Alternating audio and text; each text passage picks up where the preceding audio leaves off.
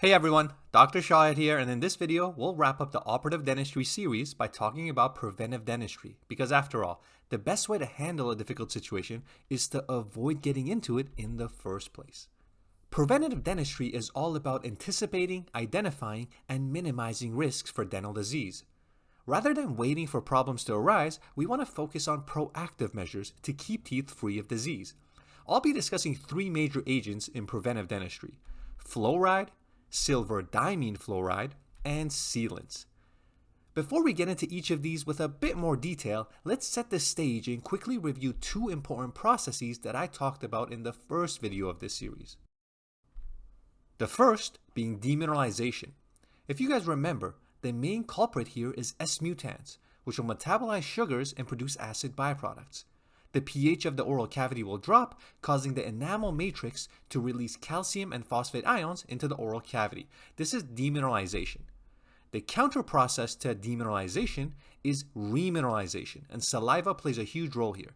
Not only does it constantly buffer acidity in the oral cavity, but it's also rich in calcium and phosphate, which can redeposit into the enamel matrix. Alright, now we can discuss our three preventative agents, starting with fluoride, which is one of the most well-studied and widely used preventive agents in dentistry. Fluoride is well known to strengthen enamel and prevent demineralization, and it does this by introducing fluoride ions into the enamel matrix. This will essentially promote the formation of fluoroapatite, which is stronger and more acid-resistant than hydroxyapatite. The end result is a decrease in the solubility of calcium and phosphate ions. Fluoride also has a role in treating tooth sensitivity, and it does so by acting as a protective layer over top the dentinal tubules, thereby reducing the transmission of stimuli that cause sensitivity. Lastly, fluoride can be delivered in many forms, including varnishes, gels, toothpaste, and community water fluoridation.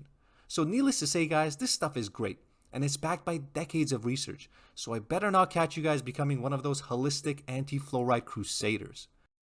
Alright, let's move on to our second preventative agent, silver diamine fluoride, or SDF for short.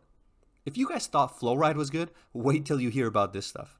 Unlike fluoride, SDF is actually used on active caries or incipient lesions because it arrests decay, prevents further decay, and it supports remineralization. The mechanism of action here is actually pretty interesting. First, SDF is painted on the caries and the surrounding areas. This causes the release of silver and fluoride ions. And you guys already know what fluoride is capable of. We just went over it. It strengthens enamel via the formation of fluoroapatite. The silver ions, on the other hand, are antimicrobial and they inhibit bacterial growth, and this effectively stops the caries process. Furthermore, SDF is an alkaline agent, which will help prevent further decay. Now, one very important property about SDF that you have to know is that it's highly substantive, which is just a fancy phrase that means it adheres to tooth surfaces and remains effective for an extended period of time. SDF is especially useful in children, older adults, or patients where more invasive treatment just isn't feasible. It's also incredibly cost-effective, making it a practical choice for managing caries in underserved populations. The only drawback of SDF, guys, is that it stains the carious lesion black. Now, this doesn't impact its effectiveness, but it's something to consider in cases where aesthetics are a concern.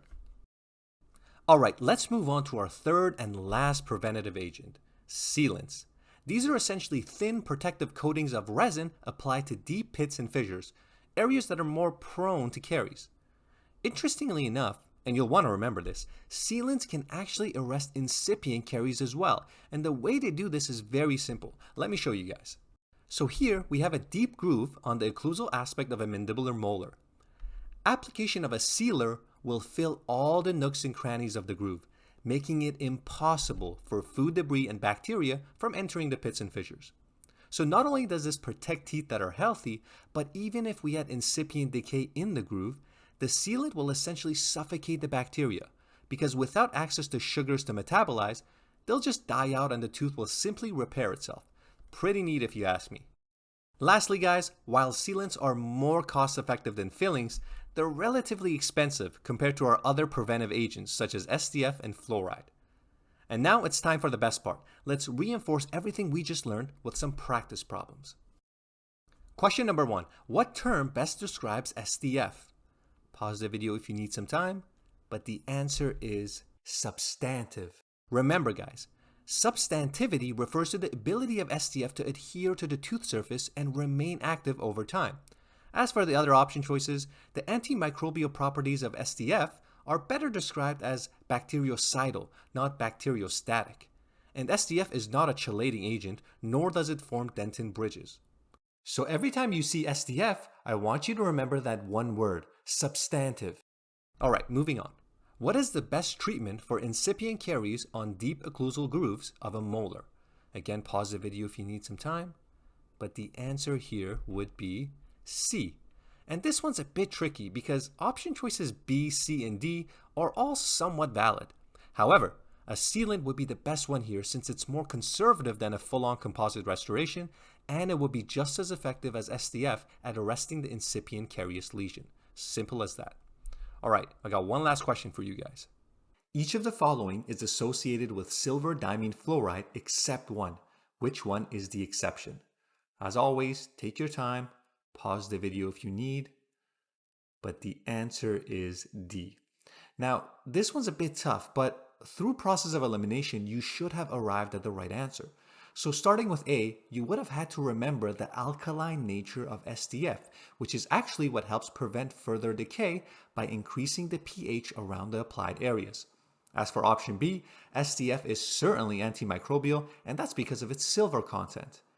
And SDF certainly plays a role in remineralization through its fluoride content, so we know C isn't the correct option here either. And that leaves us with D, increased calcium resorption, which essentially translates to a tooth losing calcium. And that's obviously not a good thing. Losing calcium would actually enhance the decay process, not protect against it. Thankfully, this isn't a property of SDF, which is what makes it the correct answer here. And with that, we are done with the Operative Dentistry video series. As always, here's a list of some of the high yield information we covered in this video. Thanks for watching guys, and see you next time.